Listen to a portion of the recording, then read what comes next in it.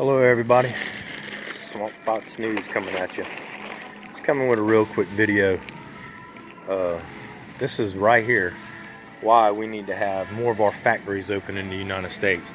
These shelves are not empty because of this fake scamdemic we got going on.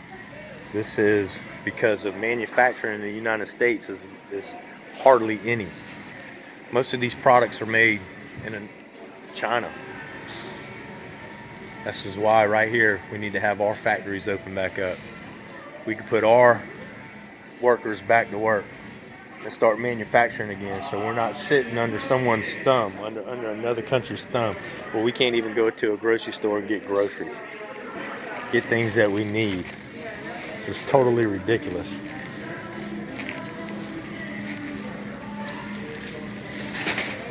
It's everything. Look at the aisles.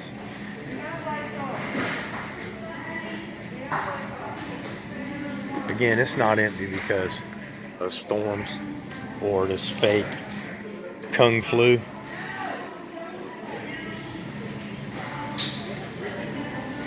It's totally because of the fake scam that's going on and the fact that we are